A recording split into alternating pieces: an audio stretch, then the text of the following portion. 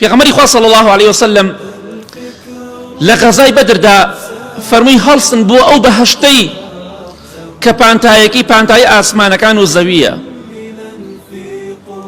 ئیمامی عومەیری کوڕی حمامی ئەنساری ڕەزا و ڕەحمەتی خوای لێبێ هەڵساوە سەر پێ، فەرمی ئەی پێغەمبەری خوا صلی الله عليه وسلم بەهەشت ئەوەندە فراوانە لە ئاسمانەکان و زەوی فراوانترە؟ فەرمی بەڵێ.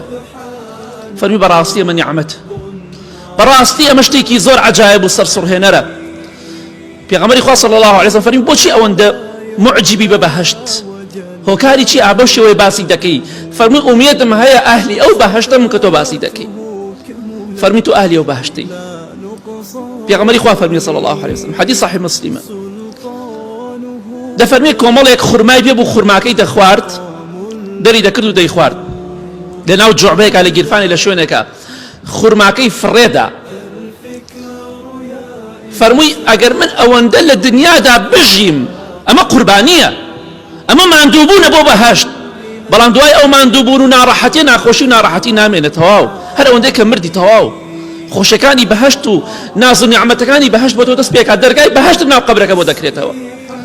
فەرمی ئەوەندە بژیم مادە من ئاهلی بەهەشت بم، ئەوەندە لە دنیادا بژیم هەتا ئەم خوڕمایانە دەخۆم، ژیانێکی دوور و درێژە، تەمەنێ دوور و درێژە، بەخوا نامێ ئەوەندە بژیم هەتا خوڕماکانە خۆم. دەستی کرد بە جیهادکردن لە پێناو خوادا، یەکێکە لە شەهیدەکانی بەدر ڕەزا و ڕەحمەتی خوا لێبێ ئیمامی عومەیر. ئەمە قوربانیدان و هەڵدانە بۆ بەهەشت. تۆش بە تایبەتی ئەوانەی کە تەمەنێکیانەیە هەر کەسێکیان ئەدوێنی زۆربەیان هەڵێن ئێمە بەهەشتی، خوا ئێمە عەزاب نادا، بەخوا زۆر بە هەڵەدا چووتە، شەیتان گومڕای کردوویتە، مەڵێ خوا لێم خۆشە بێ، بڵێ خوا ئومێدم هەیە خوا لێم خۆش بێ، ئومێدیش لەوانەشە بترسم خوا عەزابم بدا. بۆیە بەداخەوانێ چونکە کەسانە عیلمیان پێ نییە زۆربەیان ترسی قیامەتیان نییە، ترسی جەهەنەمیان نییە.